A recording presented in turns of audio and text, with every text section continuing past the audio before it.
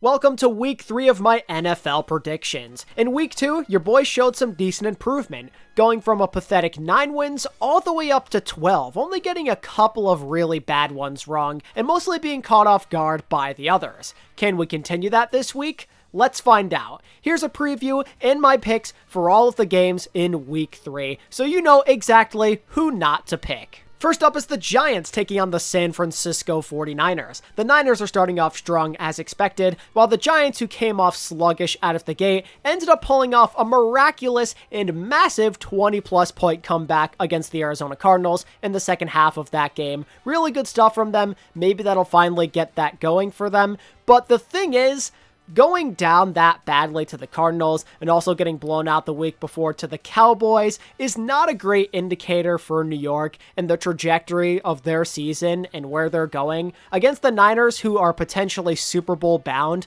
this should be nothing short of a blowout. I don't know why it wouldn't be, especially with Saquon Barkley's health being up in question and that offensive line just being absolute trash. There is no way they're going to stand up to that 49ers defense. I mean, Evan Neal versus Nick Bosa, that's a GG. Next, we move into the 1 p.m. slot on Sunday, starting with the Tennessee Titans versus the Cleveland Browns.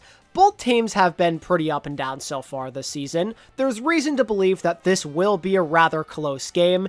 And honestly, it might come down to which quarterback sucks slightly less. And just because Nick Chubb recently got hurt, and the Browns are working off short notice, maybe with Kareem Hunt, maybe not, I feel like the Titans are probably in the driver's seat to potentially win this game on the road. They haven't looked that great. Ryan Tannehill against that Browns defense may struggle a little bit, but I think they will have more chances ultimately on the offensive side of the ball with Chubb gone and Watson looking like complete and utter garbage. I think Tannehill might be able to do enough with Hopkins there, and Derrick Henry I think eventually will win that war of attrition as they probably end up winning a low-scoring game. Next, the Atlanta Falcons take on the Detroit Lions. This could be an interesting one. The Falcons are starting off strong with a 2-0 start to their season, even getting a big win against the Green Bay Packers last weekend, while the Lions are looking to bounce back against yet another tough loss to the Seattle Seahawks for a second year in a row.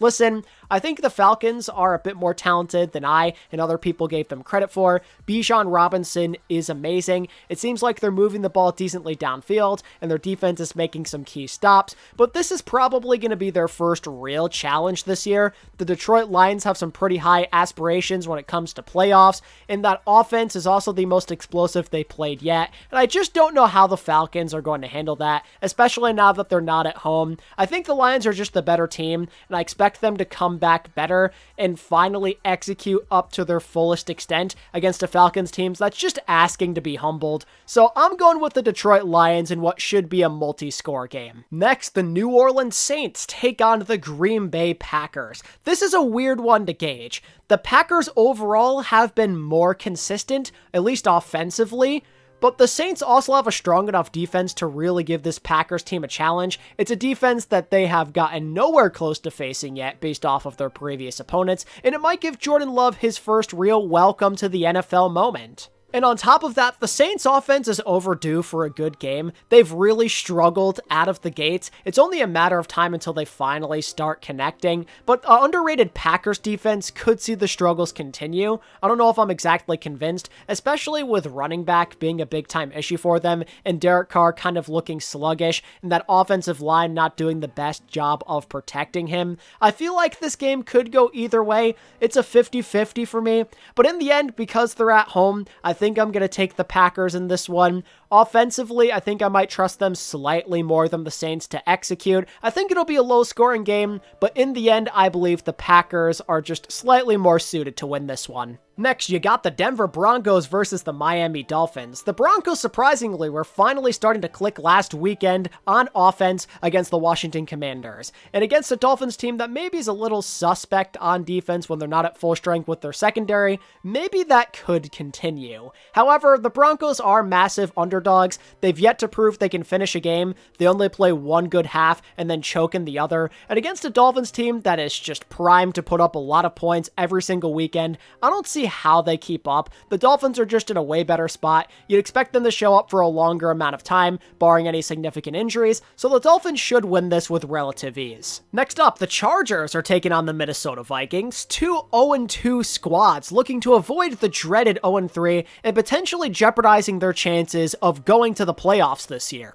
It's been a rough start for both squads where it felt like they should have been able to win both of their games, but they did not. The difference is the Vikings are overdue to finally put it together, as in their first two games, their ball security was just extraordinarily bad, and if it weren't for those mistakes, they probably would be 2-0 right now. Meanwhile, the Chargers are just doing a worse job of executing, so I think in theory, with the Vikings at home as well, they should have the advantage, and yet, just because they're the Vikings, I kind of favor the Chargers, as their defense is maybe a bit higher when it comes to their ceiling compared to Minnesota, and additionally, their offense is a bit more well-balanced. They're not as one-dimensional so long as Austin Eckler can stay in the field and his health isn't a concern. They'll be able to attack them through multiple ways and eat out a bunch of more clock than the Vikings would.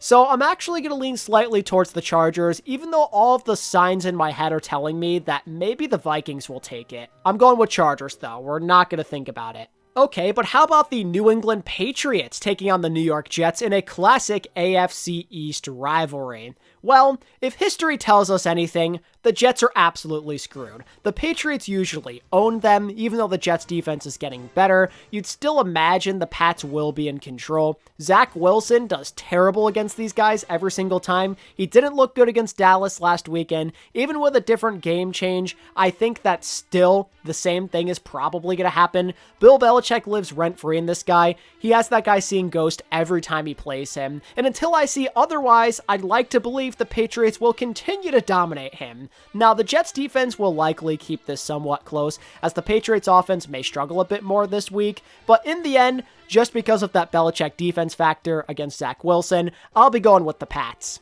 Next up, the Buffalo Bills take on the surprise 2-0 Washington Commanders. The Commanders are off to a pretty decent start this season. Their offense looks balanced, and last weekend against the Broncos, their defense finally showed off some of its true potential after all this time patiently waiting. It's a really good sign, and they might end up being more competitive than I initially thought.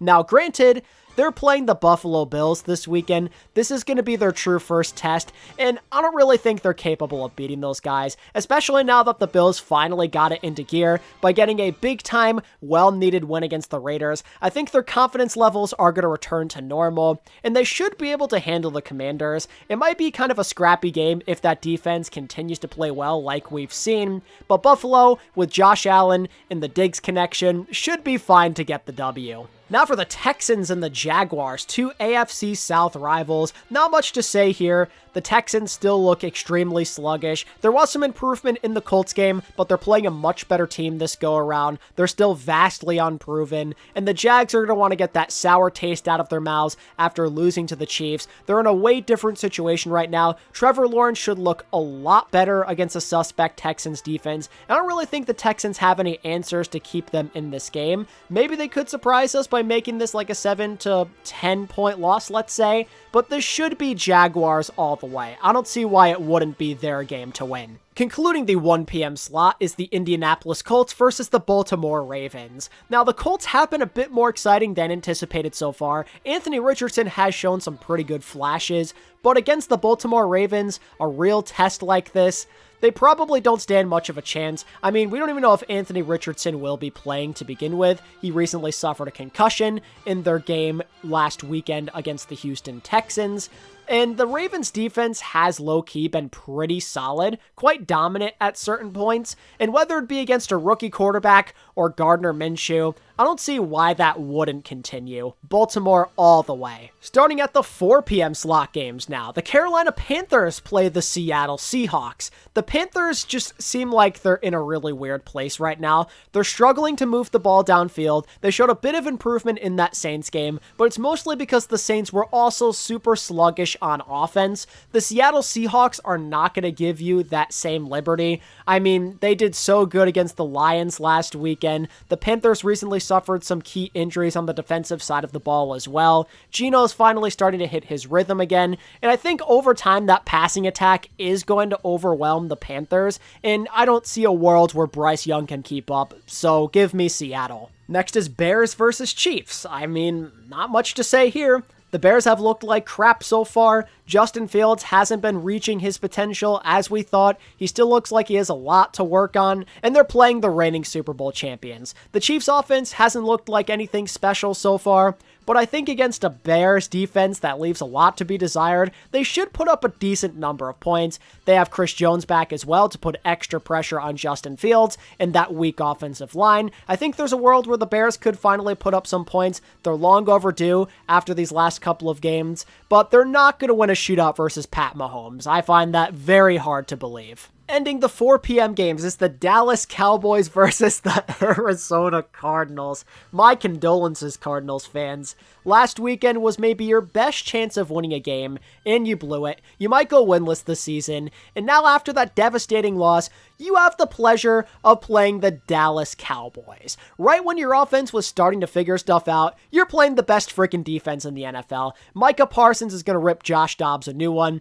This game isn't even a question. Dallas are going to dominate and perhaps get another shutout victory under their resume. And on Sunday night, we have the Black and Gold Brigade taking on the Silver and Black. Raiders versus Steelers could be an interesting matchup. You've got a team that sucks at offense and is really good at defense, and a team that's good at offense and really sucks at defense. In that situation, I feel like you'd have to favor the defensive team. The Steelers showed us they can win games with their defense alone last weekend against the Browns with 2 defensive touchdowns, and I'd like their odds of doing it once again. The Raiders couldn't put up a lot of points against the Bills, and I doubt they'll do it against the Steelers either. They'll probably look a little bit better, but so far out of the gates they have been struggling. Jimmy G hasn't looked the worst in the world, but putting up 17 points and 10 points respectively isn't very strong, and against a Steelers defense, those struggles and woes are likely to continue. And since the Raiders defense sucks, there's a world that the Steelers offense finally gets it going after a rough couple of games.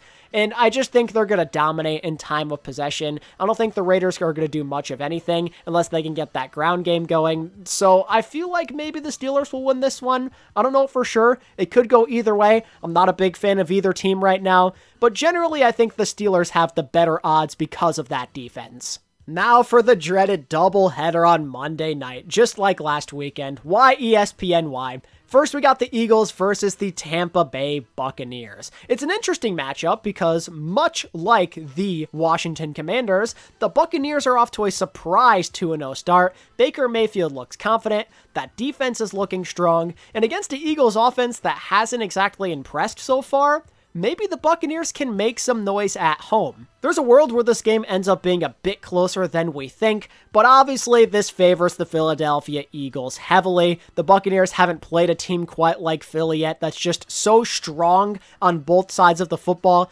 Baker Mayfield is probably not going to have a solid game against that Philly pass rush. Jalen Carter and those guys should make his life a living nightmare. And I think over time that Eagles offense is going to get into a better rhythm, and this seems like a good place to start where they maybe get a lot of chances at it if they can make Baker Mayfield force a lot of bad errors, which seems somewhat likely in my honest opinion, so I'll take the Eagles. And lastly, the other Monday night game is the LA Rams versus the Cincinnati Bengals. Maybe this is a hot take, but I'm kind of done with the Bengals at this point. I'm a little worried that things aren't going to get much better, especially with Joe Burrow apparently having these lingering injury problems. I get the feeling their offense may continue to be sluggish, and they're probably going to get some Vietnam flashbacks to Aaron Donald in the Super Bowl. And the Rams have honestly looked a lot better than I thought so far. They're moving the ball with relative ease, even without Cooper Kupp. So I kind of favor the Rams in this one. I think that's who I'm going to pick to defeat the Cincinnati Bengals this weekend. The Bengals, I think, should be the favorites. They're at home, and they're overdue for a good game. But this idea of Joe Burrow not being at 100% against Aaron Donald and a Rams offense that has been pretty efficient with the ball kind of scares me. They're figuring something out with these young wide receivers. I like where they're going, so give me the Rams. And that's going to do it for my overview and predictions for NFL Week 3, 2023. Honestly, this weekend might be surprising. I get the feeling it might be one of the best of this entire season. I don't know what it is, but a lot of these matchups feel kind of hard to get a grasp on. There's a couple of 50-50s in there. There's some questionable ones with like the Bengals and Joe Burrow, for example. I don't know what to expect, but I'm super excited to watch. Hopefully things don't go as badly as I think with my preds, but I feel like I'm bound to have a really bad week. Let me know your thoughts about the games and you have winning down in the comments below. And of course, make sure to like this video and subscribe to the channel for more NFL content.